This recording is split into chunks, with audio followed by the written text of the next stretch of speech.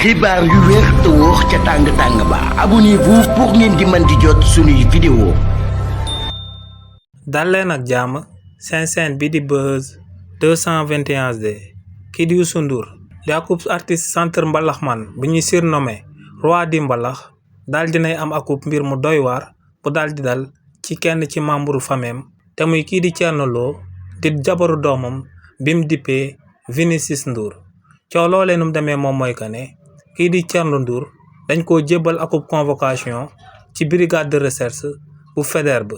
lu sabab na kookee di Thierno Diop ñu daal di koy jébbal akub convocation moo ngi daal di bàyyeekoo ci célèbre Miss Sénégal bii di uyoo ci turu Ndeye Aminata Diallo ñu gën koo xam ci turu Ma Jolie. kii di Ndeye Aminata Diallo ne lu sabab nag mu daal di porter plainte daal di koy jëmale ci jëmm kii di Thierno Diop di jëkkëru Vinicius Ndour mi nga xam ne doomu Youssou Ndour la moom mooy que ne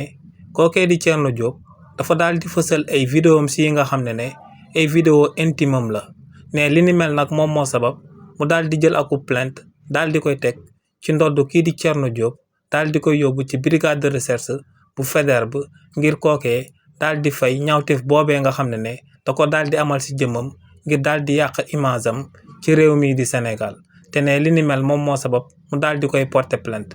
ginnaaw nag ba kii di Ndeye Aminata Diallo ñu gën koo xam ci Ma Jolie porter plainte kii di Thierno Diop di jëkkëru kii di Vinicius Ndour di doomu Youssou Ndour li ni mel daal dinay sabab waa brigade de recherche bu Faidherbe daal di jël akub convocation daal di koy jébbal kii di Thierno Diop ngir mu ñëw daal di layoo ci accusation yu grave yi nga xam ne kii di Ndeye Aminata Diallo daal dina koy jël